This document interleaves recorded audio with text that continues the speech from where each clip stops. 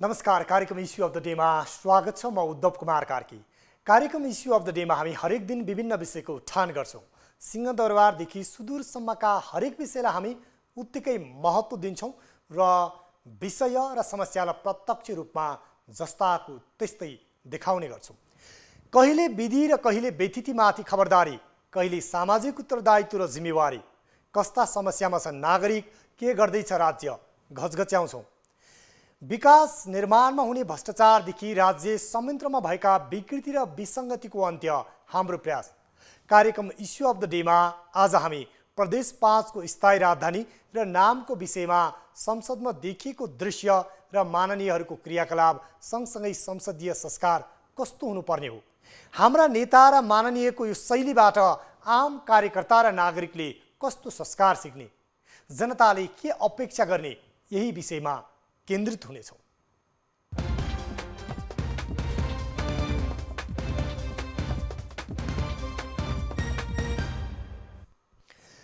संसद भनेको कानुन बनाउने थलो हो, जहाँ जनताद्वारा चुनिएका जनप्रतिनिधिले आफ्नो विद्वता देखाउने र आवश्यक राजनीतिक, वैचारिक तथा सामाजिक पाटाहरूमा बहस हुनुपर्ने हो।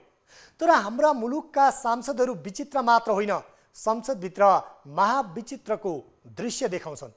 पाखुरा सुर्का सुर्की र तोडफोड, आदर्शका कुरा गर्ने हाम्रा नेताहरूको व्यवहार हेर्दा उदेक लाग्छ। जनताद्वारा चुनिएका समाज र मुलुकको आदर्श भनिएका हाम्रा राजनीतिक दलका नेता कहिले संसदभित्रै तोडफोडमा उत्रिन्छन्, कहिले निम्न स्तरको भाषा र अमर्यादित शब्दको प्रयोग गरेर आलोच्य हुन्छन्। त्यति मात्र होइन, कानुन बनाउनेहरूले नै कानुनी राज्यको उपहास गर्छन्। अझै समाजमा घृणित कुकर्मदेखि कुटपिट र हातपातमा समेत उत्रने गर्छन्। केन्द्रदेखि स्थानीय तहसम्मका हाम्रा नेता र जनप्रतिनिधि भनाउँदाहरूको राजनीतिक संस्कार र शैली उस्तै छ। 2071 सालमा दोस्रो संविधान सभाको निर्वाचनमा संसदमा तोडफोडको दृश्यले सारा नेपालीलाई लज्जित बनाएको थियो। फेरि यही घटना दोहोरियो। प्रदेश नम्बर 5 को नाम र राजधानी तोक्ने विषयमा कांग्रेसका सांसदहरू रूपन्देहीका अष्टभुजा पाठक, नवलपरासीका सांसद बैजनाथ कलवार र बसिउद्दिन खाँले कुर्सी उचालेर तोडफोड गरेका छन्। अनि रोस्टममा रहेका प्रस्ताव पेश गर्न पुगेका मन्त्री कुलबहादुर केसी कमरेडले सुनामले युद्धमा कासम दिए झैं मर्यादा पालकलाई तोडफोड गर्ने कांग्रेस सांसदलाई गलहत्याउन निर्देशन दिए। एकातिर उनको भाषा शैलीले मन्त्रीको पदलाई नै लज्जित बनाएको थियो, अर्कोतर्फ मर्यादा पालकलाई संसदमा रुलिङ गर्ने र निर्देशन दिने अधिकार सभामुखलाई मात्र हुन्छ भन्ने पनि उनले सत्ताको उन्मादमा भुसुक्कै बिर्सिदिए। आज हामी यही विषयमा केन्द्रित हुनेछौँ। प्रदेश 5 को नामाकरणको लागि संसदमा भएको हंगामा र माननीयहरूको भाषा शैली र राजनीतिक संस्कारको समीक्षा गर्नेछौँ। प्रदेश 5 अर्थात् लुम्बिनी प्रदेशका कांग्रेस र नेकपाका माननीयसँग कुराकानी पनि गर्नेछौँ, प्रतिक्रिया पनि लिनेछौँ। साथै राजनीतिक विषयमा एकजना जानकार राजनीतिक शास्त्रका प्राध्यापकसँग पनि नेपालको राजनीतिक संस्कारका विषयमा कुराकानी गर्नेछौँ। सुरुमा यो रिपोर्ट हेरौँ।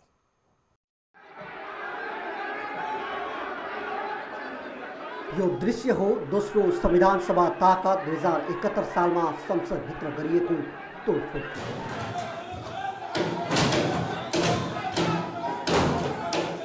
र यो दृश्य सोमबार प्रदेश 5 को प्रदेश सभामा सांसदले देखाएको ताण्डव हो।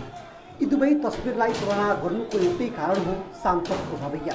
कुनै पनि लोकतान्त्रिक रूपमा विरोध गर्न पाइन्छ, तर विरोधका नाममा यसरी तोडफोडमा उत्रिनु कुनै पनि हालतमा क्षम्य हुँदैन। प्रदेश नम्बर 5 सरकारले प्रदेश राजधानी दाङको भालुवाङ बनाउने निर्णय गर्दै प्रदेश सभामा पेश गरेको प्रस्ताव अघि नबढाउन गरिएको आग्रहको अटेर गर्दै पेलेर अघि जान खोजेपछि निम्तिएको घटनाले संसदकै गरिमा घटाएको छ।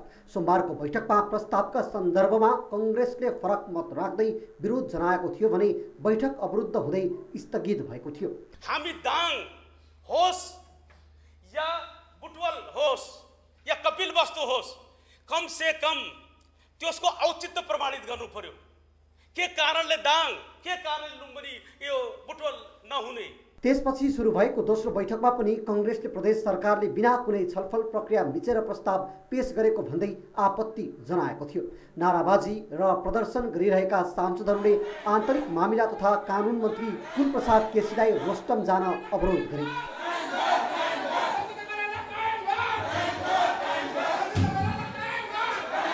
कांग्रेस सांसदहरूबाट फुत्किएर रोस्टम पुगेका मन्त्री केसीले नामाकरण लुम्बिनी र प्रदेशको स्थायी राजधानी दाङ बनाउने प्रस्ताव छलफलका लागि पेश गरे।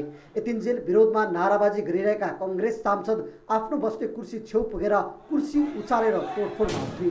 लगत्तै कांग्रेस सांसद बसिउद्दिन खानले कुर्सी उचालेर टेबलमा प्रहार गर्न थाले। त्यसपछि कांग्रेसका सांसदहरू रूपन्देहीका अष्टभुजा पाठक र नवलपरासीका सांसद बैजनाथ तलवारले कुर्सी उचालेर तोडफोड गरेका हुन्।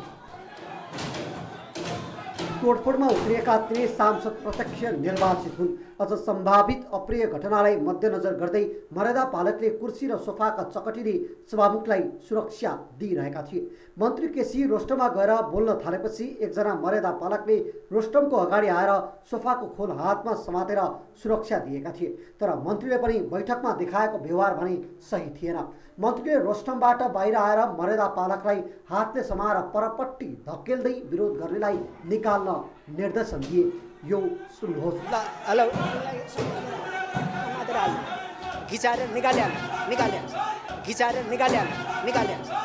विरोध नगर्न आग्रह गर्नुपर्नेमा उल्टै आगोमा घिउ थप्ने काम मन्त्रीले गरिरहे। घिसारेर निकाल्न गरिएको आदेशप्रति कांग्रेस थप आक्रोशित भएको थियो। उता प्रदेश सभामा देखिएको तोडफोडको घटनालाई लिएर सामाजिक सञ्जालमा आलोचना भएको छ। 2.5 वर्षदेखि हतार नभएको प्रदेशको राजधानी तोक्न यतिसम्मको हतार गर्नु कुनै जरुरी नै थिएन। त्यसमाथि केही दिन कांग्रेसलाई सहमतिमा ल्याउने प्रयास गरेको भए सम्भवतः सोमबारको घटना हुँदैन थियो। जति कांग्रेस सांसदको गल्ती छ त्यति नै प्रदेश 5 सरकारको पनि गल्ती छ। तर कुर्सी तोडेर मान गुमाएका सांसदलाई अब पनि माननीय भन्ने प्रश्न भने उब्जिएको छ। सरकारले संसदमा तोडफोड गर्नेहरूमाथि प्रचलित कानुन अनुसार मुद्दा चलाउनुपर्छ। यो थियो प्रदेश 5 को नाम लुम्बिनी प्रदेश र प्रदेशको स्थायी राजधानी भालुवाङ राख्ने विषयमा छलफल हुँदाको दृश्य। तर हिजोबाट यो टुङ्गिएको छ र प्रदेशको नाम लुम्बिनी र प्रदेशको स्थायी राजधानी दाङको भालुवाङ राख्ने निर्णय भइसकेको छ। यद्यपि त्यसलाई राजपत्रमा प्रकाशित गर्न बाँकी छ र त्यसपछि विधिवत रूपमा प्रदेश 5 ले नाम र स्थायी राजधानीको जुन कानुनी हैसियत प्राप्त गर्नेछ। यसरी प्रदेश सांसदहरूले संघीय संसदमा देखिएका नेताहरूले गर्ने क्रियाकलापलाई दोहोर्याइरहेका छन्। यसलाई धेरै अनौठो त मान्नु पर्दैन, किनभने हाम्रा नेताहरूका यस्ता हरकत हामीले देख्दै भोग्दै भन्दै लेख्दै र सुन्दै आएका हौँ। त्यसैले हाम्रो लागि अनौठो नभए पनि नेताहरूको यो क्रियाकलाप र यो प्रस्तुतिकरणले भने आम नेपाली जगतलाई लज्जित बनाएको छ। हाम्रा नेताको हैसियत अनि उनीहरूको स्वभाव शैली र संस्कार छर्लङ्गै हुन्छ। यति भनेपछि यति मात्र होइन, अझै स्थानीय तहका जनप्रतिनिधिहरू हाम्रा माननीयहरूले नागरिकलाई कुटपिट गरेर घाइते बनाएको, हात खुट्टा नै भाँचिदिएका घटनाहरू पनि हामीले बारम्बार सुन्ने गरेका छौँ। त्यसैले यो अहमता, दम्भ, घमण्ड र कानुनलाई हातमा लिने अराजकता हाम्रा नेतृत्व गणमा पैदा भएको हामी सहजै अनुभूति गर्न सक्छौँ। यति बेला यो घटनालाई लिएर ठुलो आलोचना भएको छ र यसको आलोचना भइरहँदा हामीलाई प्रदेश 5 को प्रमुख प्रतिपक्षी दलका नेता वीरेन्द्र कनौडियाले प्रतिक्रिया दिनुभएको छ। यस विषयमा प्रमुख प्रतिपक्षी दलका नेता 5 नम्बर प्रदेश सभाका प्रमुख प्रतिपक्षी दलका नेता नेपाली कांग्रेसका सांसद वीरेन्द्र कनौडियाले दिएको यो प्रतिक्रिया सुनौ। अब संवैधानिक प्रक्रिया भन्दा बाहिर त कुनै छैन। हामीले आफ्नो विरोध जनायौँ। संसदीय परम्परा विधि प्रक्रियाबाट ल्याउनु पर्थ्यो भनेर हामी भन्यौँ। अब सरकारले ल्यायो, हामी आफ्नो विरोध दर्ज गरायौँ। अब त्योभन्दा बाहिर त जाने कुरा आएन। अब संसदीय मूल्य मान्यता भन्दा बाहिर त जानु पनि उचित हुँदैन। हामी पनि संविधान मान्नुपर्छ, विधान मान्नुपर्छ, संसदीय परम्परा मूल्य त मान्नुपर्छ नि। हामी त लोकतान्त्रिक प्रजातान्त्रिक पार्टी छौँ। त्योभन्दा हामी विपरीत त जाँदैन। अनि यो जो चाहिँ पक्षमा उभिनु भयो विपक्षमा उभिनु भयो अब त्यो राजधानी तपाईँहरूले भनेको निर्देशनभन्दा बाहिर जाने सदस्यहरूलाई चाहिँ केही गर्नु हामी नियमअनुसार कारवाही गर्छौँ 5 जना साथीहरूले 6 जना मध्ये 1 जना साथीहरूको त उहाँको एकजनाको जेठान एक्सपायर भएको हुनाले काठमाडौँ जानुभएको छ हाम्रो प्रमुख सचेतकजी 5 जना साथीहरूलाई त कारवाही गर्छौँ त्यसमा 2 मत छ हामीले चिठी पनि अब के विधानमा कारवाही गर्ने दिएको छ नसिहत दिने भनेको छ कि स्पष्टीकरण सोध्ने भनेको छ कि अब पहिलो पटक नयाँ नयाँ भ्यास पनि छ अब उनीहरूको भावनात्मक पनि राजनीतिक आफ्नो भावनात्मक लगावको पनि कुरा छ त्यसको पनि हामीले सम्मान गर्नुपर्छ किनभने सबैको राजनीतिक पनि जोगाउने हो कारवाही एक त हामी यसरी सङ्ख्यामा पनि थोरै छौँ 19 जना मात्रै छौँ अब त्यसमा पनि सबैले पार्टीबाट निकालेर पनि समस्याको समाधान हुँदैन 5 जना निकालिदियो भने 5 जना हाम्रो सङ्ख्या पनि कम हुन्छ पार्टीबाट ननिकाले नसिहत हामी दिन्छौँ अनुशासन त कारवाही हामी दिन्छौँ रेकर्डमा राख्छौँ अनुसार व्हिप उल्लङ्घन गरेको रेकर्डमा राख्छौँ पार्टीको तत्काल पद जो छ हामी पार्टीको पदबाट पनि हटाउँछौँ दिल्ली चौधरीको यो सभापतिको पद छ सभापतिको पदबाट हामी हटाउँछौँ अरू कुनै साथीहरूको कुनै पद पार्टीको पद छैन त्यो पद नभएकोले त अहिले तत्काल गर्ने केही छैन संसद पद हामी निश्चित रूपले संसद पदमा उहाँले हटाउने अलिकति उपयुक्त मैले आफ्नै व्यक्तिगत दृष्टिकोणले पनि संसदै पदबाट हटाउने होइन तर नसिहत हामी दिन्छौँ अब भविष्यमा फेरि पनि यसरी व्हिप उल्लङ्घन गर्ने काम गर्यो भने पार्टीको यो संसदको पदबाट पनि हटाउन सकिने भनेर नसिहत हामी दिन्छौँ।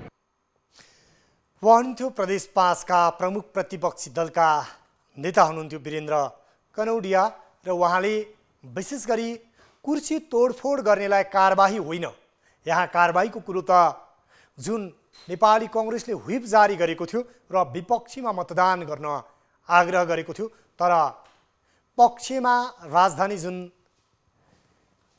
भालुवाङ बनाउने विषयमा मतदान गर्नेहरूलाई भने उहाँले कारबाही गर्ने भन्नुभएको छ तर त्यो कारबाही कस्तो हुनेछ र के हुनेछ त्यो फरक पाटो तर हाम्रा राजनीतिक दलका नेता जो समाजमा हामीले आदर्श पात्रको रूपमा मान्छौँ र भन्ने गरिन्छ हामीले सबै विशेषज्ञहरूलाई बाह्य मुलुकबाट ल्याउन सकिन्छ डाक्टर इन्जिनियर पाइलट कुनै रोगका विशेषज्ञ कुनै आर्किटेक्चर हरेक विषयका विज्ञलाई ल्याएर सुझाव लिन सकिन्छ तर नेता र नेतृत्व भनेको कुनै पनि देशबाट आयात गर्न सकिँदैन आफ्नै देशका नागरिक हुनुपर्छ यो विश्वभरिको प्रचलन अभ्यास राष्ट्र र राष्ट्रियताको सवालमा देखिने गरेका मतान्तर र त्यो माटो र माटोसँग सुहाउने नीति र नागरिकलाई उपयुक्त हुने शासन व्यवस्थाको अनुभूतिको लागि त्यहीँका जनतालाई नेतृत्व तहमा पुर्याउने गरिन्छ भनिन्छ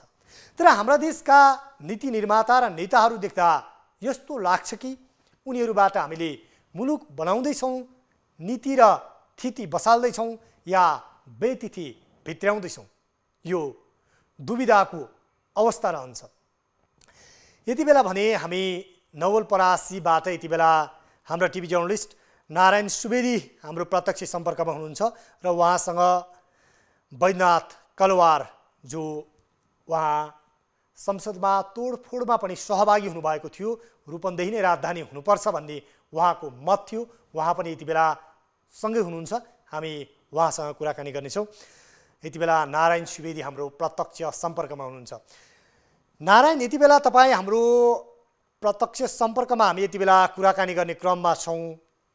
विशेष गरी जुन परिघटना भयो प्रदेश नम्बर 5 को नाम र त्यसै गरी राजधानी तोक्ने विषयमा जसरी त्यहाँ तोडफोड भयो यो विषयमा यति बेला तपाईसँग त्यहाँ बैजनाथ कलवार जुन नेपाली कांग्रेसका सांसद हुनुहुन्छ नवलपरासीबाट निर्वाचित उहाँसँगै हुनुहुन्छ हामी अहिले कुराकानी गर्न सक्छौँ।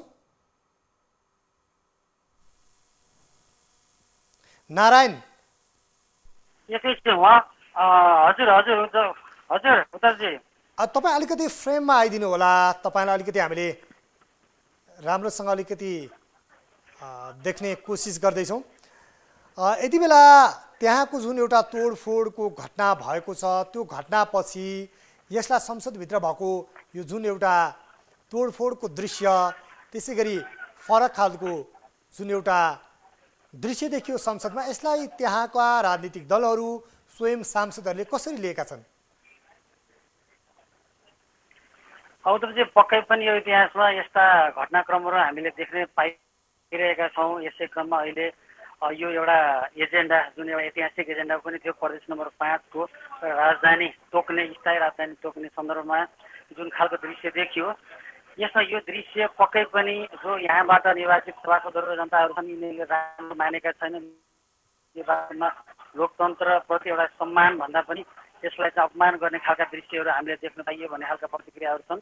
र अहिले मैले तपाईँलाई प्रत्यक्ष यस नवलपरासी क्षेत्रबाट प्रदेश सभामा प्रतिनिधित्व गर्नुहुने माननीय प्रदेश सभा सांसद बैजनाथ कलवारज्यूलाई म केही बेरमा तपाईँलाई प्रत्यक्ष प्रसारणमा म जोड्ने प्रयास गर्दैछु। उहाँ हामीलाई समय दिनुभएको थियो, केही विशेष कारणले गर्दा बाहिर हुनुहुन्छ, उहाँ आउँदै हुनुहुन्छ। यद्यपि उहाँको पनि अहिलेसम्मको भनाइमा जसरी यो घटनाहरू भयो यो चाहिँ एकदम दुर्भाग्य हो र हामीले एउटा जनताले जुन खालको एउटा जिम्मेवारी दिएर एउटा न्यायोचित तरिकाले बुटवल क्षेत्रमा सम्पूर्ण कुराहरू एउटा प्रारम्भदेखि नै एउटा पूर्वाधारका चाहिँ विकासका धेरै ठुलो लगानी त्यहाँनिर गरिएको अवस्थामा अहिले आएर यो खालको निर्णय गर्दाखेरि यस क्षेत्रका जनतालाई अलिकति चित्त दुखेको छ। यो चाहिँ जनताले निर्वाचित हामीलाई गरेर पठाइसकेपछि हामीले उहाँहरूको मतको सम्मान गर्ने, यस भेगका जनताहरूको एउटा न्यायका लागि आवाज उठाउने हाम्रो दायित्व, त्यही सन्दर्भमा हाम्रा यी क्रियाकलापहरू गरिएको भनेर यो खालको कुराकानी मात्रै भएको छ। तर यो सन्दर्भमा केही समयमा मैले लाइभमा बैजनाथ कलवारज्यूलाई जोड्ने प्रयास गर्दैछु।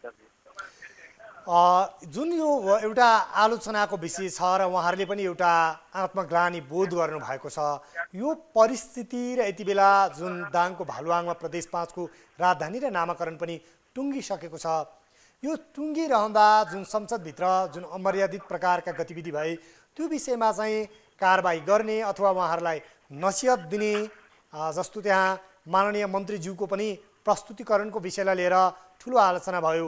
कुलबहादुर केसीज्यूको चाहिँ कुलप्रसाद केसीज्यूको विषयलाई लिएर पनि, कुर्सी तोडफोडको विषयलाई पनि लिएर त्यस्ता कुनै राजनीतिक दलहरूले त्यहाँका संसदीय दलका नेताहरूले आफ्ना सांसदहरूलाई कारबाही गर्ने अथवा सचेत गराउने कुनै त्यस्तो विषयमा त्यहाँ छलफल भएको पाउँछौँ हामी? यसमा पक्कै पनि यी कुराहरू अब मिडियाहरूमा चाहिँ उठिरहेका छन्। अब मान्य पूर्व प्रधानमन्त्री शेरबहादुर देउवा जो नेपाली काङ्ग्रेसको पार्टी सभापति हुनुहुन्छ, उहाँ पनि एउटा यस्तो खालको यो नेपालको इतिहास बोकेको लोकतान्त्रिक पार्टीको एउटा जिम्मेवार प्रतिनिधिको रूपमा निर्णय गर्दाखेरि यस्ता खालका गतिविधि नहुनु पर्थ्यो। अब यसमा पक्कै नै हामीले नेसनल मिडियामा पनि देखिसकेका छौँ। यसमा आक्रोश र उहाँको असन्तुष्टि छ र यसमा पार्टीले कारबाही गर्ने भनिएको पनि हामीले सुनेका छौँ। यद्यपि यस विषयमा अब अनुशासन समितिले, केन्द्रीय अनुशासन समितिले यसको कारबाही प्रक्रिया अगाडि बढाउने हो र यो केन्द्रीय अनुशासन समितिमा नेपाली काङ्ग्रेस का केन्द्रीय सदस्य एवं यसै क्षेत्र नवलपरासीका प्रतिनिधि सभा सदस्य माननीय पूर्व गृह राज्यमन्त्री देवराज कण्डेल समेत यो अनुशासन समितिमा यसै जिल्लाबाट चाहिँ उहाँ हुनुहुन्छ र यो विषयहरू अब केन्द्रीय समितिले नै गर्नेछ र आधिकारिक रूपमा अझै बाहिर फ्लोरमा कारबाही कसरी हुने हो र कस्तो खालको कारबाही हुने हो भन्ने खालका कुराहरू अझ आइसकेका छैनन्। यद्यपि कारबाही हुने भन्ने कुराहरू नेपाली काङ्ग्रेसले यसअघि नै प्रतिक्रिया दिइसकेको छ। यति बेला दाङको भालुवाङ राजधानी र नाम लुम्बिनी भएपछि त्यहाँका स्थानीयहरू विशेष गरी नवलपरासी जुन पश्चिमका जनताहरूलाई चाहिँ अलिकति उहाँहरूलाई जुन अस्थायी राजधानीलाई नै स्थायी गरियोस् भन्ने खालको चाहनाहरू पनि थियो। के छ त्यहाँ चाहिँ समग्र प्रतिक्रिया यति बेला? पक्कै पनि यहाँनिर सबैले एउटा आशावादी एउटा प्रदेशलाई पाउँदाखेरि एउटा अपनत्व ग्रहण गर्ने सोचेको हुन्छ। यद्यपि अब भालुपाङका जनताहरू जसरी एउटा हर्षोल्लास मनाइराखेका छन्, यद्यपि एउटा सन्तोषजनक कुरा के भन्दा लुम्बिनी प्रदेश राखियो। जस्तो नवलपरासी लुम्बिनीको एउटा अंश पनि हो जहाँनिर पवित्र रामग्राम स्तूप यो भगवान गौतम बुद्धको धातु पनि यहाँनिर सुरक्षित रहेको छ। जस्तो विश्वभरि भएका जातिहरू 8वटा मध्ये सबै उत्खनन भइसकेका छन् भने यहाँनिर त्यो नभएको, उत्खनन नगरिएको एउटा स्तूपको पनि परिसर भएको हुनाले यसलाई जुन नामाकरण गरिएको छ लुम्बिनी प्रदेश भनेर, यस विषयमा त समग्र जनताहरूको हिसाबले हेर्दाखेरि यो सन्तोष नै मान्न सकिन्छ। तर यो प्रदेशको जुन स्थायी राजधानीको अपेक्षा थियो, जस्तो अस्थायी रूपमा जुन थियो पहिला, यसलाई चाहिँ स्थायी हुनेछ भन्ने कुराहरू जुन किसिमले गतिविधि अगाडि बढिराखेका थियो पक्कै देखिन्छ। तर निश्चित एक किसिमको छ भने अर्को किसिमको केही जनताहरू वास्तवमा राज भनेको प्रदेशको समग्र भूभागलाई घोषणा गरिएको छ।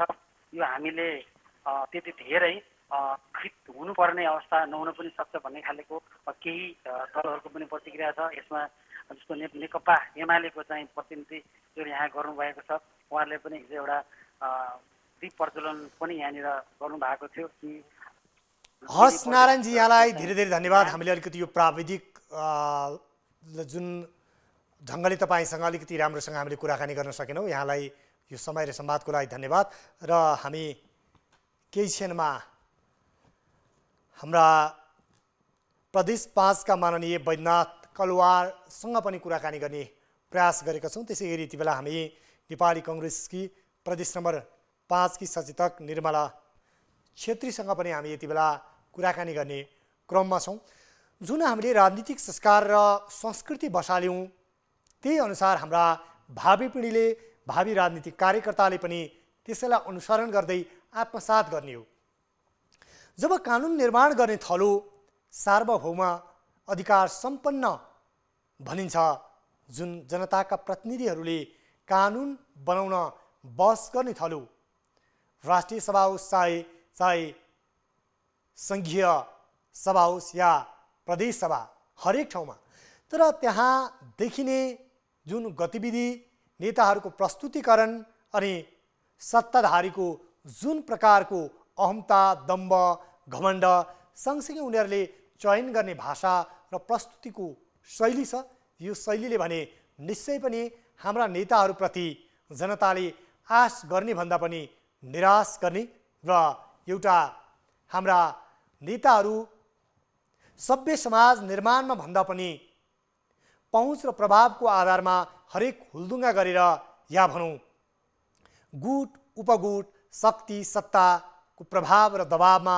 नागरिकलाई भिडाएर जुदाएर एक प्रकारको राजनीतिक फाइदा लिन्छन्। तर त्यसले समाज र राष्ट्रको लागि योगदान गर्ने र शिष्ट, सभ्य र मर्यादित एउटा जुन सामाजिक संस्कार हुन्छ, त्यो सामाजिक संस्कार निर्माणमा पनि उनीहरू कदापि किमार्थ ध्यान दिँदैनन् भन्ने प्रश्न देखिन्छ। हुन पनि हो, हाम्रा राजनीतिक दलका नेताहरूको हामीले योग्यता र क्षमताको कुरा गर्ने हो भने कति वर्ष जेल बसेको, कुन कुन सडकको रेलिङ भत्काएको हुँदाहुँदै कतिवटा विवादमा विरोधी दलका नेता कार्यकर्तामाथि जाय लागेको, हातखुट्टा भाँचिदिएको यस्तै काण्ड अनि विभिन्न खालका यस्ता हरकतहरू जो गैरकानुनी कामहरू गरेका छन्, त्यसैलाई हाम्रा नेताहरूको योग्यता र क्षमताको मापदण्ड बनाएर टिकट दिने र निर्वाचनमा आफ्ना त्यही क्षमता र योग्यतालाई जनतामाझ पस्किने र दलले त्यसैलाई स्वागत गर्ने परिपाटी र थिति बसेको छ। तर त्यसो होइन। यदि त्यसको सट्टामा उनीहरूमा एउटा बौद्धिकता हुन्थ्यो, राजनीतिक विचार, दर्शन र ज्ञानलाई राम्रोसँग आत्मसात गर्थे, समाज, भूगोल, नागरिकको मनोविज्ञान र उनीहरूको चाहना, आवश्यकता र विश्व राजनीतिलाई आत्मसात गर्ने कूटनैतिक क्षमता र हरेक यस्ता सार्वजनिक मञ्चमा कसरी प्रस्तुत हुने भन्ने यदि ज्ञान हुन्थ्यो र उनीहरू एउटा बौद्धिक ढङ्गले अनुशासनमा बाँधिन्थे भने यस्ता दृश्यहरू किमार्थ देख्नु पर्दैन थियो। तर बेलगाम छाडिएका अराजक हुल हुज्जत र जत्थाभन्दा फरक देखाउँदैनन् यदि यस्तै गतिविधि हाम्रा माननीय ज्यूहरूले गर्ने हो भने। हो, नभएका होइनन्, राम्रा गर्ने अध्ययनशील, बौद्धिक र यो मुलुकलाई अगाडि बढाउने र नागरिक र देशको भलो चिताउने र सधैँभरि यो राष्ट्र र जनताको हितमा घोत्लिने नेताहरू पनि प्रशस्तै छन्। तर ती नेताहरू उपेक्षाको शिकार बन्ने अनि हामीले संसदमा यस्ता गतिविधिहरू देख्नुपर्ने यो निश्चय पनि मुलुककै लागि एउटा विडम्बना भन्दा पनि फरक पर्दैन। हामीले यस्ता संसदमा हुने विभिन्न खालका अराजक गतिविधिहरू नेपालमा मात्र होइन, हुन त विभिन्न विकसित मुलुकहरूमा पनि घट्ने गरेका छन्। तर त्यसको शैली र प्रस्तुतिकरण भने फरक हुने गरेको छ। हुन त यस्ता हात हालाहाल र कुटपिटका दृश्य नेपालमा अवपात होइन, अन्य मुलुकमाहरू पनि हुने गरेका छन्। तर हामीले नागरिकको सार्वभौम सत्ता सम्पन्न भनिएको संसदभित्र गर्ने गतिविधि, त्यहाँ एउटा बौद्धिक र मर्यादित ढङ्गले गर्नुपर्ने छलफल, त्यसको अभ्यास र त्यसलाई हामीले आत्मसात गर्न सकिरहेका छैनौँ।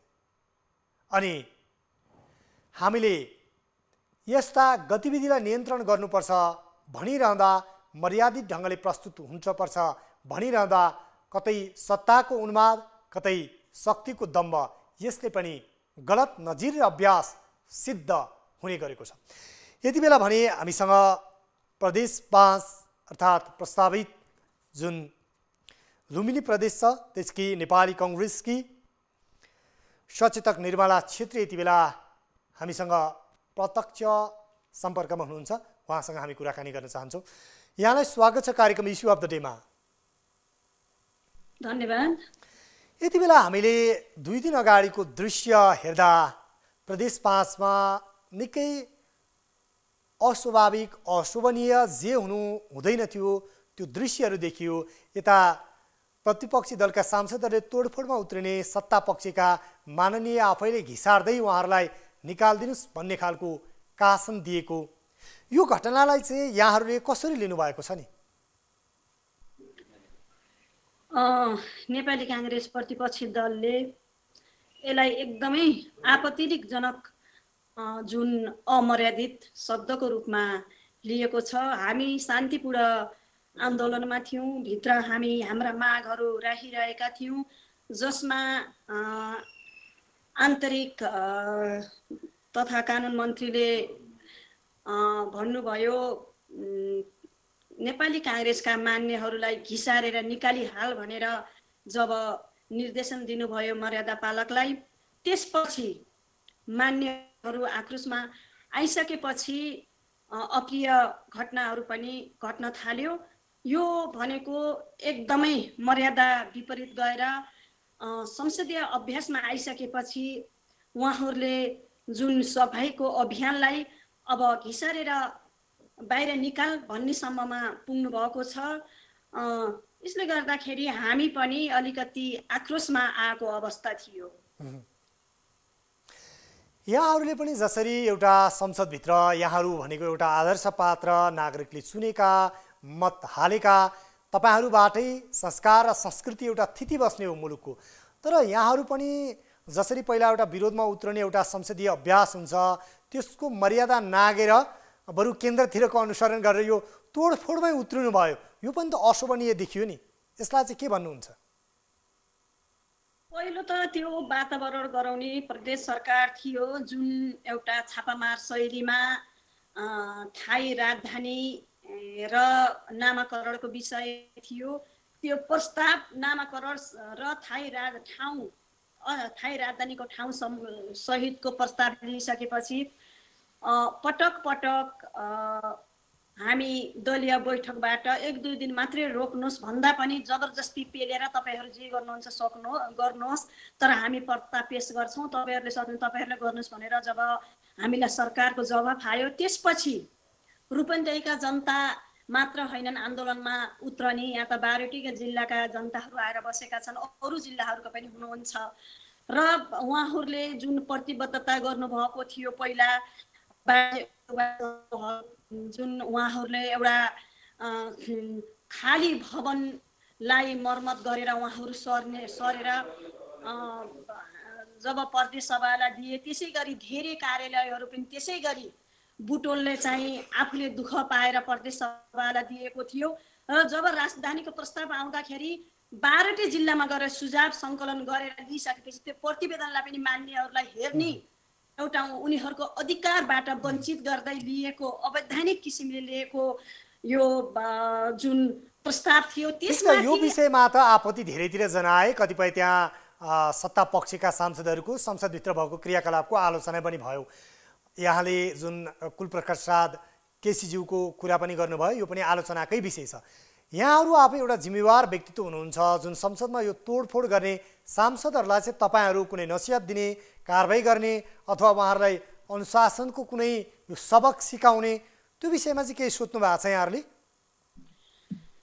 हामीले अब त्यो घटना जुन अहिलेसम्म काङ्ग्रेसले कहीँ कतै त्यस्तो तोडफोडको घटना गरेको थिएन, त्यो तोडफोडको घटनाप्रति हामीलाई पनि दुःख लागिरहेको छ र त्यो माहौल सिर्जना भयो, एकाएक माहौल सिर्जना भयो। एक त राजधानीको विषयलाई लिएर काङ्ग्रेसका मान्यहरू उहाँहरूले प्रमुख दलले गरेको अपमानप्रति उहाँहरूले एकदमै विरोध गरिरहेको अवस्थामा त्यसमाथि पनि एउटा जिम्मेवार यो प्रदेशको आन्तरिक मामिला तथा कानुन मन्त्री जस्तो गरिमामय पदमा भएकोले नेपाली काङ्ग्रेसका सांसदहरूलाई घिसारेर निकाल भन्ने शब्दले यो त माहौल तताएको छ। त्यसप्रति हामी खेद प्रकट गरेका छौँ, हामी खेद प्रस्ताव पनि प्रकट गरेका छौँ। तपाईहरुले अरूको खेद प्रकट गरिरहँदा आफ्नै माननीय ज्यूहरूले देखाएको यो रवैयाप्रति पनि दुःख व्यक्त त गर्नै पर्छ होला। अर्को विषय चाहिँ यहाँहरूले सत्तापक्ष होस् प्रतिपक्षका माननीयहरूले एउटा संसदमा यस्तो दृश्य देखाइरहँदा, यस्ता प्रकृतिका भाषा बोलिरहँदा तपाईहरुको कार्यकर्ता र नागरिकले चाहिँ के सिक्ने? अलिकति तपाईहरुलाई यो चाहिँ एउटा लज्जाबोध हुँदैन भित्रबाट? एकदमै सही हो। अब त्यो दुःखद कुरो मैले अघि नै भने, लज्जा बोधको कुरो पनि हो। हाम्रो नीतिले, हाम्रो सिद्धान्तले, हाम्रो नेताले यो कहिले पनि सिकाउनु भएको छैन र यो देख्दाखेरि हामीलाई पनि नेताहरूले पहिला त नबुझिसकेपछि किन यस्तो गरेको भनेर धेरैले केन्द्रबाट पनि हामीहरूलाई सुझाव दिनुभयो। यो हाम्रो काङ्ग्रेसको मर्यादा विपरीत कार्य भयो, काङ्ग्रेसले यस्तो कहिले गर्दैन, शान्तिपूर्ण जुलुस गर्ने हो, हामीले टायर जलाउने, चक्का जाम गर्ने अनि तोडफोड गर्ने यस्ता हाम्रा क्रियाकलापभित्र पर्दैनन् भन्नुभएको थियो। जब हामीले भन्यौँ र जब त्यो भिडियो रेकर्ड बाहिर आइसक्यो, काङ्ग्रेसका सांसदहरूलाई घिसारेर फालिहाल भन्ने शब्द आइसकेपछि अब त्यो माहौल कसरी सिर्जना भयो भन्ने कुरा त मिडियाकर्मीले पनि बुझ्नुभयो, नेताहरूले पनि बुझ्नुभयो, सारा जनताले बुझ्नुभयो। तर म फेरि पनि दोहोऱ्याउन चाहे, यहाँलाई यो समय र संवादको लागि धेरै धेरै धन्यवाद। हामीले छोटो समयका कारणले यहाँसँग विस्तृत कुराकानी गर्न सकेनौँ। यहाँलाई यो समय र संवादको लागि धन्यवाद। उहाँ हुनुहुन्थ्यो नेपाली कांग्रेसकी सचेतक निर्मला छेत्री हुनुहुन्थ्यो, प्रदेश नम्बर 5 की सचेतक हुनुहुन्थ्यो। यति बेला भने यहाँहरूलाई हामी स्वास्थ्य मन्त्रालयको नियमित प्रेस ब्रिफिङतर्फ जोड्दैछौँ। यसै गरी होम आइसोलेसनमा रहनुभएका व्यक्तिहरूको सङ्ख्या प्रदेश 1 मा 1847, प्रदेश 2 मा 530, बागमती प्रदेशमा 9172, गण्डकी प्रदेशमा 565, लुम्बिनी प्रदेशमा 1474, कर्णाली प्रदेशमा 315 र सुदूरपश्चिम प्रदेशमा 508 जना गरी जम्मा 14411 हुनुहुन्छ। नेपालमा आजको पीसीआर जम्मा 14209 गरी जम्मा 11,13,485 परीक्षण भएको छ। गएको 24 घण्टामा संक्रमितको संख्या 3,439 छ। आज काठमाडौँ उपत्यका मध्ये काठमाडौँमा 1,296, भक्तपुरमा 95 र ललितपुरमा 293 गरी जम्मा 1684 छ। क्वारेन्टिनमा रहनुभएका व्यक्तिहरूको सङ्ख्या 4164 रहेको छ। प्रदेश 1 मा 455, प्रदेश 2 मा 97, बागमती प्रदेशमा 379, गण्डकी प्रदेशमा 619, लुम्बिनी प्रदेशमा 1398, कर्णाली प्रदेशमा 426 र सुदूरपश्चिम प्रदेशमा 770 जना हुनुहुन्छ। कोभिड-19बाट संक्रमण मुक्त भई गत 24 घण्टामा डिस्चार्ज हुनुहुनेहरूमा जम्मा 1126 जना हुनुहुन्छ। आजसम्म डिस्चार्ज हुनुहुने जम्मा 68,668, प्रदेश अनुसार प्रदेश 1 बाट 6,130, प्रदेश 2 मा 4,851, बागमती प्रदेशमा 23,106, गण्डकी प्रदेशमा 3,925, लुम्बिनी प्रदेशमा 10,042, कर्णाली प्रदेशमा 3,317 र सुदूरपश्चिम प्रदेशमा 7,297 जना हुनुहुन्छ। संक्रमण मुक्त हुने दर 72.9% छ। संक्रमितहरू निको भइसक्नु भएको छ 72%। उहाँहरूको उपचार तथा हेरचाहमा अहोरात्र खटिनुभएका सम्पूर्ण चिकित्सक, स्वास्थ्यकर्मी, नर्सेज र अन्य सहयोगी शुभेच्छुकहरू सबैलाई हामी हार्दिक धन्यवाद दिन चाहन्छौँ। 2वटा कल सेन्टरबाट हामीलाई 896 वटा कल प्राप्त भएका छन् र आइसियुमा उपचाररत संख्या प्रदेश अनुसार प्रदेश 1 मा 27, प्रदेश 2 मा 14, बागमती प्रदेशमा 127, गण्डकी प्रदेशमा 6 जना, लुम्बिनी प्रदेशमा 41 जना र कर्णाली प्रदेशमा 17, सुदूरपश्चिम प्रदेशमा 1 जना गरी जम्मा 233 जना हुनुहुन्छ। भेन्टिलेटरमा उपचाररत संख्या प्रदेश अनुसार प्रदेश 1 मा 4, प्रदेश 2 मा 2, बागमती प्रदेशमा 25, लुम्बिनी प्रदेशमा 6 गरी जम्मा 37 जना हुनुहुन्छ। 500 भन्दा बढी सक्रिय संक्रमित संख्या रहेको जिल्लाहरू मोरङ, सुनसरी, ललितपुर, काठमाडौँ, चितवन, भक्तपुर, रूपन्देही रहेका छन् र शून्य संक्रमित भएका जिल्ला मनाङ, मुस्ताङ र सोलुखुम्बु छन्। यसपछि हाम्रो अनुरोध छ, संक्रमणको वृद्धि भएसँगै कतिपय अस्पतालहरूमा बेडको अभाव हुँदै गएको छ। बिरामीहरूलाई पाएक पर्ने ठाउँमा बेड उपलब्ध हुन सकेको छैन। यस महामारी प्रकोपको बेलामा सबै सरकारी तथा निजी अस्पतालहरूले कोभिडका बिरामीहरूको उपचार व्यवस्था गर्न आवश्यक छ। विशेष गरी काठमाडौँ उपत्यकामा संक्रमितहरूको उपचार व्यवस्थापन गर्न थप चुनौती बढेको अवस्था छ। यही तरिकाले संक्रमण बढ्दै जाने हो भने अस्पतालले यो भार थाम्न सक्दैन। अस्वाभाविक रूपमा सार्वजनिक स्थानहरूमा बढेको भिडभाड, नाकमुख छोपिने गरी मास्क नलगाउने कार्य र एक अर्काबीच दूरी कायम नहुनु र हातको सफाइमा उचित ध्यान नपुर्याउन तपाईँ हाम्रा व्यवहारले संक्रमण अप्रत्याशित रूपमा बढ्दै गएको छ। नेपाल सरकार स्वास्थ्य तथा जनसङ्ख्या मन्त्रालय यस विषयमा अत्यन्त संवेदनशील छ। हरेक व्यक्तिलाई आवश्यक स्वास्थ्य सेवा प्रदान गर्नु राज्यको दायित्व हो।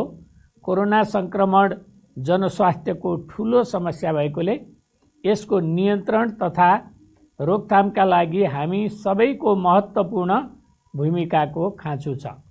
नजिकै गरेको चाडपर्वसँगै किनमेल गर्नेहरूको भिड हेर्दा तीव्र रूपमा फैलिएको कोरोनालाई बिर्सिएको पो हो कि जस्तो लाग्न थालेको छ।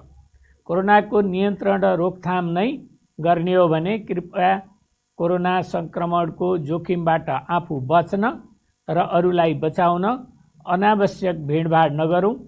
आवश्यक कामले बाहिर निस्किँदा कोरोनाको जोखिम छ भन्ने कुरा मनन गरी मास्कको उचित प्रयोग गरौँ। बेला बेलामा साबुन पानी वा सेनिटाइजरको प्रयोग गरी हात सफा गरौँ। एक व्यक्तिदेखि अर्को व्यक्तिको बीच कम्तीमा 2 मिटर टाढा बसौँ। आउँदै गरेको चाडपर्वलाई खल्लो नबनाउन आफू पनि कोरोना संक्रमित नबनौँ र अरूलाई पनि संक्रमण हुनबाट बचाऊ। यति हामी अनुरोध गर्न चाहन्छौँ। र अर्को पनि हाम्रो अनुरोध छ, अहिले सामान्य चाहिँ रुगाखोकी लाग्दैमा, ज्वरो आउँदैमा चाहिँ अस्पताल जाने क्रम चाहिँ अलि बढेको छ र यसमा हामी के अनुरोध गर्न चाहन्छौँ भने कुनै पनि बिरामीलाई सास फेर्न गाह्रो भएमा, बेहोस भएमा वा होला जस्तो भएमा, पिसाब नभएमा वा कम भएमा यस्तो अवस्थामा मात्र अस्पताल जान हामी यहाँहरूलाई अनुरोध गर्दछौँ। र यसपछि हामी हाम्रो भिडियो सन्देशहरू राख्दै यो आजको कोभिड-19 सम्बन्धी राष्ट्रिय अद्यावधिक विवरणबाट हामी बिदा हुन चाहन्छौँ। धन्यवाद, नमस्कार।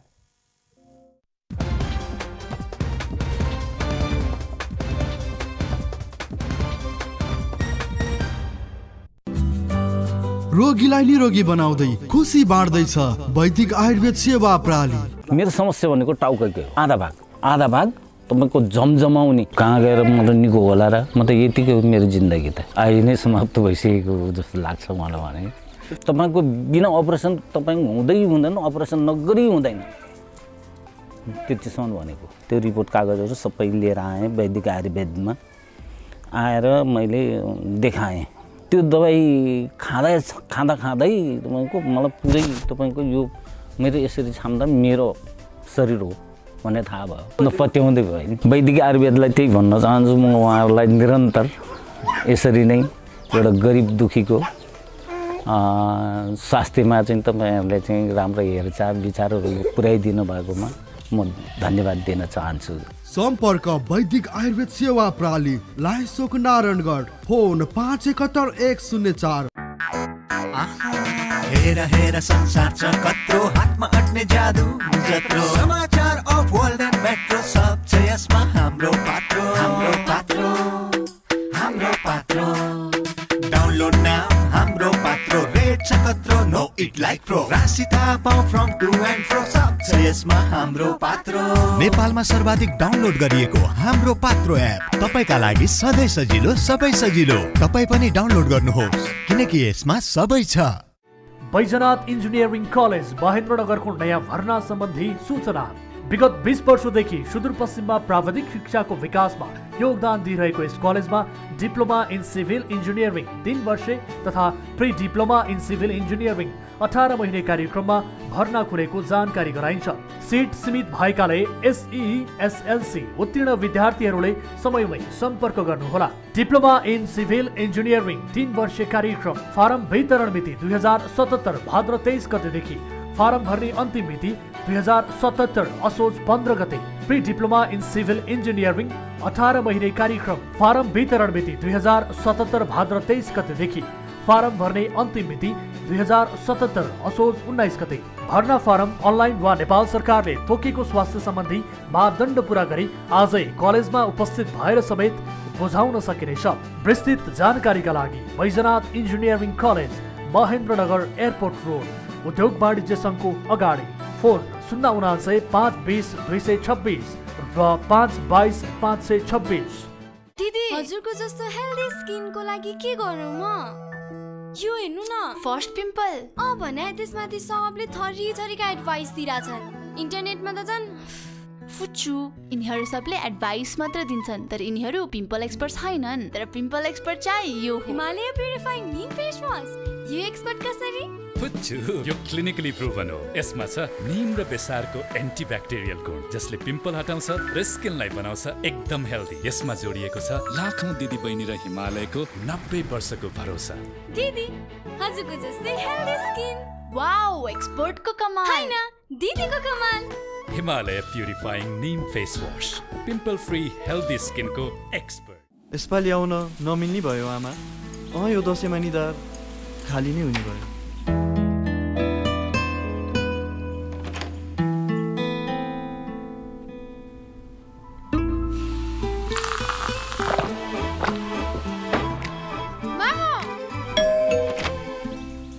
दसैँमा निधार खाली राख्न हुन्न नि बाबु।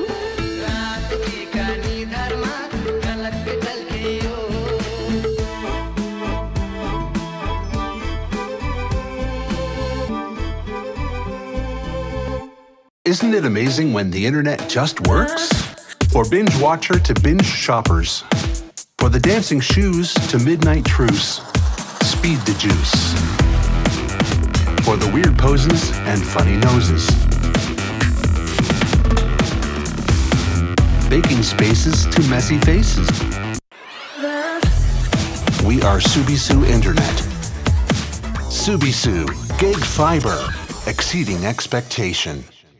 जहाँ भए पनि जहाँ रहे पनि सही न्यूज र घटनाहरूको भरपर्दो साथी।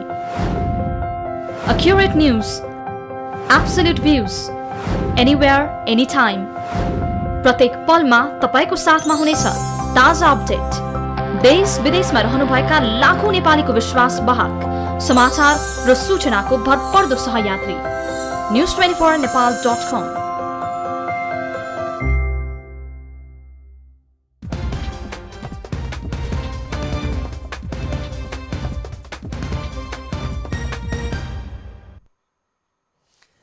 हामी कार्यक्रम इस्यु अफ द डेमा छौँ र कार्यक्रम इस्यु अफ द डेमा आज हामी यस्तै हो संसदीय संस्कार भन्ने विषयमा केन्द्रित छौँ र संसदमा हुने अमर्यादित भाषाको प्रयोग र तोडफोडमा उत्रने हाम्रा माननीयहरूको यो शैली संस्कार र व्यवहारले आम नागरिक र कार्यकर्ताले के सिक्ने र कस्तो राजनीतिक थिति बसाल्ने यो विषय यति बेला हाम्रा राजनीतिक गर्ने नेताहरूलाई माननीयज्यूहरूलाई सामान्य जस्तो लाग्ला तर यसको दीर्घकालीन प्रभाव र आम कार्यकर्ता र नागरिकले सिक्ने संस्कार भने त्यसले निम्त्याउने एउटा भोलिका परिस्थिति भने दुर्भाग्यपूर्ण पनि हुन सक्छ। त्यसैले आज हामी यो विषयमा केन्द्रित भइरहेका छौँ र यति बेला यही विषयमा प्रदेश नम्बर 5 को संसदमा निरन्तर रिपोर्टिङ गरिरहनुभएका हाम्रा टिभी जर्नलिस्ट शिव डुम्रे यति बेला हाम्रो प्रत्यक्ष सम्पर्कमा हुनुहुन्छ। शिव, हामीले प्रमुख प्रतिपक्षी दलका नेताहरूसँग पनि कुराकानी गऱ्यौँ, त्यहाँको स्थलगत रिपोर्ट पनि राख्यौँ। दुर्भाग्यवश हामीले नेकपाका नेताहरूले दिनुभएको प्रतिक्रिया केही प्राविधिक कारणले गर्दा यहाँ तपाईँले कुराकानी गरेर पनि पठाउनु भएको थियो, हामीले यहाँ राख्न सकिरहेका छैनौँ। यति बेला समग्रमा यो प्रदेश सभामा भएको तोडफोड, त्यसै गरी मन्त्रीको यो भाषा शैलीलाई लिएर त्यहाँ आम नागरिक र स्वयं सम्बन्धित दलका नेताहरूको प्रतिक्रिया के छ? उद्धव, पछिल्लो 3 दशकदेखि हामी संसदीय अभ्यासमा जुटिरहेका छौँ। खास गरी लोकतन्त्रको सबैभन्दा सुन्दर पक्ष मानिने संसदीय अभ्यास गरिरहँदा र पछिल्लो 2.5 वर्ष यता प्रदेशहरू संहितामा गइसके पछाडि प्रदेशहरू समेत सक्रिय रूपमा लागिरहेको यो अवस्थामा संसदभित्र उठ्ने अनुशासनका प्रश्नहरू, संसदीय मर्यादाका प्रश्नहरू यति बेला टटकारो बनेर देखिरहेको छ। जो पछिल्लो समय गत शुक्रबार प्रदेश नम्बर 5 को स्थायी राजधानी तोक्ने विषय र नामाकरण गर्ने विषयमा जो संसदभित्र दृश्य देखा पर्यो, यो संसदीय दृश्यले एकातिर संसदीय मर्यादामाथि प्रश्न त उठिराखेको छ भने सँगसँगै संसदमा दुईवटा चाहिँ तत्त्व हुन्छन्। खास गरी पक्ष र विपक्षी, विपक्षीको निरन्तर धर्म, निरन्तर एउटा चाहिँ मर्यादा के चाहिँ हुने भयो भने संसदमा पक्षले उठाएको विषयमा नकारात्मक टिप्पणी गर्नु, उसको निरन्तर धर्म मानिए पनि अहिले पछिल्लो समय नामाकरणको विषय र राजधानीको विषय पक्षले चाहिँ सरकार पक्षले एकहोरो आफ्नो विधि मिचेर ल्याइसकेको भने पछाडि नाराबाजी र विरोध चल्दा चल्दै जो संसदीय अभ्यासका हिमायती मानिएका पार्टीहरूले नै संसदको नै मर्यादा उल्लङ्घन गरेर यति बेला यो कुर्ची तोडफोड गरिसके पछाडि अहिले चाहिँ संसदीय मर्यादा चाहिँ के हो त भन्ने प्रश्न चाहिँ टटकारो बनिरहेको छ। यसै सन्दर्भमा मैले यहाँका सभामुख पूर्णबहादुर घरतीसँग केही समय अगाडि टेलिफोनमा संवाद गरेको थिएँ। उहाँले निकै दुःख व्यक्त पनि गर्नुभएको थियो। संसदीय मर्यादामा यसरी यो तोडफोड हुने कुरा निकै दुःखद छ र यसले गर्दा समग्र संसदीय अभ्यासप्रति नै जनताहरूलाई चाहिँ निराशा पैदा भएको भनेर उहाँले छोटो टिप्पणी पनि मसँग गर्नुभएको थियो। त्यो कुरा चाहिँ यहाँले हामीलाई त्यहाँका जुन नेकपाका सांसदको पनि हामीलाई प्रतिक्रिया पठाउनु भएको थियो, विशेष गरी भोजप्रकाश श्रेष्ठको पनि हामीले केही प्राविधिक कारणले गर्दा त्यो यहाँ राख्न सकिरहेका छैनौँ। समग्रमा यो घटनालाई लिएर नेकपाका सांसदहरूले चाहिँ के प्रतिक्रिया दिनुभएको छ? पक्कै पनि सबैभन्दा पहिले यो जो प्रस्ताव चाहिँ पेश भयो, संसदमा पेश भयो, त्यस लगत्तै नेकपा र नेपाली काङ्ग्रेसले आफ्नो मत राख्ने स्वाभाविक भइहाल्यो। सुरुमा नेकपाले जो नेकपाका तर्फबाट आन्तरिक मामिला तथा कानुन मन्त्री कुलबहादुर केसीले प्रस्तावमाथि छलफल गरियोस् भनेर पेश गर्दै थिए। लगत्तै त्यति बेला नाराबाजी नेपाली काङ्ग्रेसले नाराबाजी गरिसके पछाडि र सबैभन्दा पहिला नेकपाकै नेता जो कुलबहादुर केसी सोनाम तत्कालीन जनयुद्धका एकजना कमान्डर पनि हुन्, उनीले माथि त्यो रोस्टमबाट उनी आन्तरिक मामिला तथा कानुन मन्त्री पनि हुन्, उनले अस्वाभाविक रूपमा अलिकति आफ्नो मर्यादाभन्दा विपरीत रहेर निम्छरो शब्द प्रयोग गरे अथवा त्यहाँ चाहिँ यसलाई चाहिँ निकालेर फालिहाल, घिसारेर फालिहाल भन्ने शब्द प्रयोग गरिसके पछाडि नेपाली काङ्ग्रेसका अन्य सदस्यहरू अलिकति अराजक भएर कुर्ची निकाल्ने, कुर्ची तोडफोड गर्ने स्थिति पैदा भयो। यस पछाडि त्यहाँका नेकपाका नेताहरूले अलिकति आफैप्रति पनि मैले जोसँग यहाँ नेकपाका सांसदहरूसँग प्रतिक्रिया पनि लिए, उहाँहरूले आफै पनि अलिकति नेकपाका जो जिम्मेवार नेताहरू उहाँहरूले दिएको प्रतिक्रिया अथवा उहाँहरूले गरेको चाहिँ संसदमा गरेको पनि अमर्यादित भयो र सँगसँगै नेपाली काङ्ग्रेसले पनि त्यसरी चाहिँ तोडफोडमै उत्रने कुरा चाहिँ त्यो स्वाभाविक भएन भनेर उहाँहरूले प्रतिक्रिया दिनुभएको थियो। सबैभन्दा पहिले नेकपाकै सांसदहरूले पनि उहाँलाई कारबाहीको माग गरिरहेका छन्। संसदीय दलको बैठकमा यो विषय उठिसकेको छ, उहाँहरूले हामीसँग प्रतिक्रिया दिए अनुसार उहाँ जसले भनेपछि माननीय मन्त्री त्यहाँको आन्तरिक मामिला तथा कानुन मन्त्रीलाई पनि कारबाही हुनुपर्छ अथवा उहाँले एउटा आत्मआलोचना गर्नुपर्छ भन्ने विषय पनि उठेको छ त्यहाँ, अथवा कङ्ग्रेसका माननीयहरूलाई मात्र कारबाहीको कुरा उठायो? एकदमै प्रदेशका माननीय मात्रै नभएर जसले चाहिँ संसदीय मर्यादा उल्लङ्घन गरेको छ संसदीय दलले उहाँलाई कारबाही गर्नुपर्छ भनेर भनिराखेको छ। अलिकति नेकपाका नेताहरूले यहाँलाई यो जानकारीको लागि धेरै धेरै धन्यवाद। उहाँ हुनुहुन्थ्यो हाम्रा टिभी जर्नलिस्ट शिव डुम्रे र उहाँले प्रदेश नम्बर 5 र हाल नाम पारित भएको छ लुम्बिनी प्रदेश, त्यहाँबाट निरन्तर रिपोर्टिङ गरिराख्नु भएका हाम्रा टिभी जर्नलिस्ट शिव डुम्रे हुनुहुन्थ्यो र यति बेला हामीसँग प्राध्यापक कृष्ण खनाल हाम्रो प्रत्यक्ष सम्पर्कमा हुनुहुन्छ। राजनीतिक शास्त्रको प्राध्यापक हुनुहुन्छ उहाँ त्रिभुवन विश्वविद्यालयको, र यति बेला उहाँसँग रहेर हामी राजनीतिक संस्कार र संसदीय अभ्यास कस्तो हुनुपर्ने हो यो विषयमा कुराकानी गर्नेछौँ। कृष्ण सर, यहाँलाई स्वागत छ कार्यक्रम इस्यु अफ द डेमा। धन्यवाद उद्धवजी। हामीले यो विगतमा पनि देख्यौँ हैन, दोस्रो संविधान सभाको निर्वाचनको बेला पनि तोडफोडका दृश्य फेरि यसैलाई अनुकरण गरेका छन् प्रदेश नम्बर 5 का माननीय ज्यूहरूले। अनि मन्त्रीज्यूले चाहिँ रुलिङ गर्ने अधिकार त्यहाँ सभामुखको हो, आफैले रोस्टमबाट बोल्दै त्यसलाई घोक्र्याउँदै निकाल बाहिर भन्ने खालको एउटा कासन चाहिँ दिएका दृश्यहरू पनि बाहिरिए। यो राजनीतिक संस्कारको कुरा गर्दा यस्ता घटनालाई तपाईँ एउटा लामो समय एउटा प्रोफेसरको जिम्मेवारी सम्हाल्नु भएको व्यक्ति, यसलाई चाहिँ यो राजनीतिक संस्कार र संस्कृति हाम्रा नेताहरूमा कस्तो छ भनेर टिप्पणी गर्दा चाहिँ हामीले कसरी गर्न सक्छौँ? यो राजनीतिक संस्कार हेर्नुहोस्, एकै दिनमा बन्दैन, तत्कालै बन्ने कुरा होइन, यसले समय लिन्छ। मुख्य कुरा हाम्रा दलहरू, राजनीतिक नेताहरू र उनीहरूसँग आबद्ध पार्टीका कार्यकर्ताहरू त्यो बाटोमा छन् कि छैनन्, त्यसअनुसार हामीले प्रशिक्षण केही गर्न सकेका छ कि छैनौँ, यी कुराहरू आउँछ राजनीतिक संस्कारको कुरा गर्दाखेरि।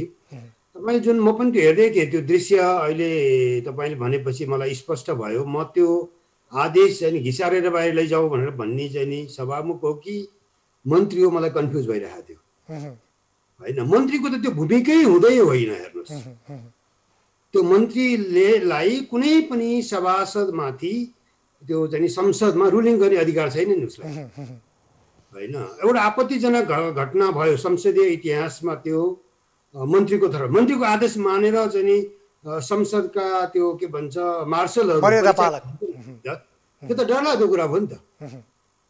त्यसकारण त्यो अत्यन्तै गलत एउटा भयो। त्यसको मतलब मन्त्रीलाई पनि त्यो चेतना कुन आफ्नो भूमिकामा के हो भन्ने भनिरहेनछ। एउटा के देखिन्छ भन्दाखेरि हाम्रो शासकीय संस्कार, शासकीय व्यवहारमा चाहिँ नि पटक्कै परिवर्तन आएको छैन। राजनीतिक संस्कारको कुरा गर्दाखेरि शासकीय व्यवहार र संस्कार पनि त्यतिकै महत्त्वपूर्ण हुन्छ। शासन सरकारमा जानु, मन्त्री बन्नु भनेको आदेश दिने हो भनेर राणाकालको होस् या पञ्चायत कालको होस्, त्योबाट हामी मुक्तै रहेनछौँ। मन्त्रीजीलाई लाग्यो होला जसरी उहाँले मन्त्रालयमा आफ्ना चाहिँ नि वरिपरि झुम्मिने कर्मचारीहरूलाई आदेश दिन्छन्, त्यसै गरी यहाँ पनि सांसदहरूलाई आदेश दिने उनको अधिकार हो, रोस्टरमा बसेपछि भन्ने जस्तो लाग्यो होला। आफ्नो भूमिका, संसदको मर्यादामा मन्त्री चुकेको देखिन्छ। यो कृष्ण सर जस्तो हाम्रा माननीयहरूले संसदमा देखाएको यो जहाँ एउटा कानुनको स्वस्थ बौद्धिक बहस हुनुपर्थ्यो, कानुन निर्माण गर्ने थलोमा हुने यस्ता गतिविधि, अनि गाउँ गाउँका जनप्रतिनिधिले नागरिक, त्यहाँका उपमेयर, कहिले चाहिँ आफूभन्दा चाहिँ जुनियर वडाध्यक्षहरूलाई कुटेर घाइते नै बनाउने, हातपातै गरेका घटनाहरू चाहिँ बग्लैले आउने गरेका छन्। यो किन यस्तो हुन्छ? हाम्रा नेताहरूले संस्कार संस्कृति नसिकेका हुन् कि अहमता हो कि किन हाम्रा नेताहरूमा यो खालको प्रवृत्ति मौलाएको छ? एउटा चाहिँ अलिकति राजनीतिका केही व्यवहारहरू, केही उद्दण्डताहरू बेला बेलामा आउँदछन् होइन। त्यसले अब हाम्रो सामान्यतया यो भनौँ न एउटा डेभलपिङ कन्ट्रीहरूको अवस्था हेर्दाखेरि हाम्रो संसदीय व्यवहार चाहिँ नि त्यति खराब व्यवहार होइन। कम्तीमा पनि संसदमा केही मर्यादा देखिन्छ। केही घटनाहरू, अब अस्तिको त्यो घटना, त्योभन्दा अगाडि यहाँ सङ्घीय संसदका पनि तपाईँले भन्नुभयो, पहिलो संविधान सभाको देखाउनुभयो, त्योभन्दा अगाडिका पनि केही घटनाहरू छन्।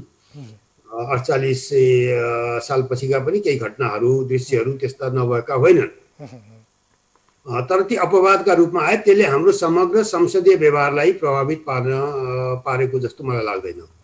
र पनि एउटा के देखिन्छ भन्दाखेरि संसदीय व्यवहार त्यो मात्र राजनीतिक संस्कार, तपाईँ जुन कुरा उठाउनु भयो राजनीतिक संस्कृति संस्कार भन्छौँ हामी, त्यो अब दलीय प्रणाली छ, दलका आफ्ना केही चाहिँ नि अभिमुखीकरण हुन्छन्, पार्टीले सिकाएको हुन्छ, सैद्धान्तिक प्राथमिकताहरू भिन्न होलान्, तर ती सबैलाई जोड्ने ठाउँ भनेको संविधान हो होइन। जस्तो नेकपा छ, पार्टी त कम्युनिस्ट पार्टी हो नि त। अब कम्युनिस्ट पार्टी र संसदको चाहिँ नि सैद्धान्तिक हिसाबबाट, दर्शनको हिसाबबाट मिल्ने ठाउँ त बहुत कम छ। तर व्यवहारिक राजनीतिमा आउँदाखेरि अब संसद र कम्युनिस्ट पार्टी सँगै गएको नेपालको आफ्नै उदाहरण छ, सातकारमा पनि छ, अरू देशका पनि उदाहरण छन्। अब नेपाली काङ्ग्रेस लगायत अरू पार्टीहरूको आफ्ना पृष्ठभूमिहरू होलान्, तर त्यसका बावजुद पनि एउटा न्यूनतम सहमतिको चाहिँ दस्तावेज भनेको संविधान हो। संविधानले अपेक्षा गरेको व्यवहार र आचरण हामी चाहिँ नि दलहरूबाट खोज्दछौँ। डाक्टर साहब, के अरे यतिखेर हामीले चाहिँ कृष्ण सर यहाँ सभामुखले यो विषयमा जुन टिप्पणी गरिरहँदा अलिकति हामीले जुन त्यहाँ सभामुखकै चाहिँ रुलिङलाई ओभरट्याक गर्ने खालको मन्त्रीज्यूबाट पनि त्यो खालको कामहरू भयो। त्यसै गरी यस्ता खालका घटनाहरू पुनरावृत्ति हुन नदिन र सबक सिकाउनको लागि चाहिँ राजनीतिक दलहरूले कस्तो खालको आचरण व्यवहार र आफ्ना सांसद कार्यकर्तालाई एउटा निर्देशन जारी गर्नु पर्ला, यस्ता प्रवृत्तिहरू यस्ता घटनाक्रम नदोहोरिनको लागि चाहिँ के गर्नुपर्छ भन्ने लाग्छ यहाँलाई? जस्तो भनौँ अब सभामुखलाई अधिकार छ, मन्त्री प्रधानमन्त्री मुख्यमन्त्री सबैमाथि रुलिङ गर्ने संसदमा अधिकार छ। जस्तो भनौँ न तपाईँको बेलायतको एउटा पुरानो चाहिँ मान्यता छ कि सभामुखले त्यहाँ त्यतिखेर त्यहाँको राजाले आदेश दिँदाखेरि केही चाहिँ सांसदहरूलाई समातेर मलाई बुझाऊ भन्ने आदेश दिँदाखेरि म यहाँ केही मेरो आफ्नो आँखाले केही देख्दैन, म जे देख्दछु सांसदहरूको आँखाबाट देख्दछु, जे सुन्दछु उनीहरूको कानबाट सुन्दछु भन्ने एउटा अत्यन्तै एउटा प्रख्यात चाहिँ एउटा रुलिङ छ। हेर्नुहोस् संसदीय उसमा त्यो मान्यतामा मलाई लाग्दछ मन्त्रीले आफ्नो मर्यादा संसदीय मर्यादा नागेकोमा मन्त्रीमाथि त्यो म शब्द तपाईँले भनेको सबक सिकाउने भन्ने शब्द प्रयोग गर्न चाहन्न, तर सभामुखको केही जिम्मेवारी छ। त्यो प्रदेश सभाको सभामुखले मन्त्रीले संसदीय आचरण चाहिँ प्रतिकूल व्यवहार गरेको भनेर उनलाई प्रष्ट बुझिने भाषामा त्यो सचेत गराउनु पर्यो होइन। अब जसले गर्दा भोलि यो नदोहोरियोस्, मन्त्रीलाई यो चाहिँ नहोस् कि उनी चाहिँ मन्त्रालयमै बसेर संसद चलाउन सक्छु भन्ने खालको नहोस्। संसद चलाउने अधिकार मन्त्रीलाई छैन। जबसम्म सभामुखले आदेश दिँदैनन् त्यो रोस्टरमा जाने अधिकार प्रधानमन्त्री मुख्यमन्त्री कसैलाई पनि हुँदैन। त्यो सीमामा चाहिँ मन्त्रीका लागि पनि अनलङ्घनीय नाङ्न नमिल्ने भनेर त्यो चाहिँ नजिर स्थापना गर्ने बेला त्यो अवसर पनि हो। यो संसदीय संस्कार निर्माणको चाहिँ एउटा अवसर पनि मिलेको छ। अब त लुम्बिनी प्रदेश भयो, तत्कालीन भनौँ न अब प्रदेश 5 को सभामुखलाई त्यो एउटा अवसर संसदीयलाई लैजाने एउटा छ, उहाँले त्यो गर्न सक्नुपर्दछ। दोस्रो चाहिँ यसो भन्दैमा फेरि अब त्यो अनुचित व्यवहार गर्ने सांसदहरू मात्रै दोषी छैनन् भन्न पनि मिल्दैन। जुन दृश्य देखियो मेच माथिको अब टेबुल माथिको जुन प्रहारको, अब यो त के हो भन्दाखेरि चेतना शून्य एउटा विरोधका केही कुराहरू हुन्छन्, चित्त बुझ्ने नबुझ्ने आफ्नो ठाउँमा छ। तर अब सरकार त्यहाँ कसरी व्यवहार गर्यो त्यसको धेरै कुरामा नजाउँ, सरकारले पनि केही सिमाना होला। फेरि यो नाम राजधानी भन्ने कुरा पहिलादेखि विवादित विषय पनि हो। समग्रमा हामीसँग छोटो छ समय, अन्तिममा कृष्ण सर यो चाहिँ हाम्रा राजनीतिक दलहरूले संस्कार नसिकाउँदाको परिणाम अथवा चाहिँ राजनीतिक अभ्यास र कस्ता व्यक्तिले नेतृत्व गर्नुपर्छ भन्ने भन्दा पनि हुलहुज्जतलाई नम्बर दिने प्रवृत्तिको कारणले यो अवस्था सृजना भएको भन्न सक्छौँ। एउटा मलाई के लाग्दछ भने उद्धवजी हामी कहाँ केही समस्याहरू छन्। जस्तो पार्टीहरूकै कुरा गर्दा नेकपा नेपाल कम्युनिस्ट पार्टी नेकपाको त्यत्रो ठुलो बहुमत छ। कम्युनिस्ट पार्टीको एउटा राजनीतिक संस्कार र संसदीय कुराहरूमा अलिकति एकात्मताको चाहिँ अझै पनि अभाव छ। हेर्नुहोस् उहाँहरू भाषणमा व्यवहारमा बेला बेलामा संसदलाई भन्दा बियोन्ड संसदभन्दा परको व्यवहार र उद्देश्य देखाउनुहुन्छ। त्यो राजनीतिक दलका हिसाबबाट आफ्नो ठाउँमा होला त्यो कुरा, तर हामी जुन संविधानको शपथ खाएर नेकपा अहिले सत्तामा छ संसदमा छ त्यसका प्रतिको आचरणलाई त उसले पालना गर्नै पर्दछ। त्यसैले मलाई लाग्दछ पहिलो कुरा हरेक दलले, त्यसमा पनि सत्तारूढ दलको अझ विशेष ठुलो भूमिका हुन्छ। त्यो दल यदि तपाईँले आफ्नो पार्टीका कार्यकर्तालाई सांसदहरूलाई त्यो अनुसारको अभिमुखीकरण तालिम मैले अहिलेसम्म केही खासै सुन्न पाइरहेको छैन कि सङ्घीय संसददेखि तलसम्मको उसमा यत्रो नयाँ अभ्यास गर्यो। प्रदेश सभाका सदस्यहरूलाई सम्बन्धित पार्टीले कसरी चाहिँ प्रशिक्षण दियो, नयाँ संसदको चुनावपछि उनीहरूले गर्नुपर्ने व्यवहार कसरी हो, आफै जन्मेर त सिक्दैन नि त। कृष्ण सर हस्, यहाँलाई यो समय र संवादको लागि धेरै धेरै धन्यवाद। धन्यवाद तपाईँलाई पनि। मैले तपाईँको माध्यमबाट यसको बारेमा आफूले देखेको केही कुराहरू आफ्नो अनुभव अध्ययनका केही कुरा राखेँ। हस् धन्यवाद। हस् धन्यवाद। उहाँ हुनुहुन्थ्यो राजनीतिक शास्त्रका प्राध्यापक कृष्ण खनाल। र विशेष गरी हामीले नेपालको संसदीय अभ्यासमा हेर्ने हो भने यस्ता अमर्यादित गतिविधिहरू हुने गरेका छन्, जसको कारणले गर्दा एउटा राजनीतिक संस्कार र संस्कृति नै कस्तो बसाल्ने भन्ने एउटा विडम्बनापूर्ण अवस्था छ। र यसबाट पाठ सिक्दै हाम्रा सांसद नेता र माननीय ज्यूहरूले थप संसदलाई मर्यादित, सभ्य र शिष्ट बनाउन आवश्यक छ र बौद्धिक बहस र कानुन निर्माणको थलोको रूपमा साँच्चै परिणत गर्नु आवश्यक छ। कार्यक्रम इस्यु अफ द डे आजलाई यति नै। कार्यक्रमबाट म उद्धव कुमार कार्की लगायत सम्पूर्ण युनिट बिदा हुन्छौँ। नमस्कार।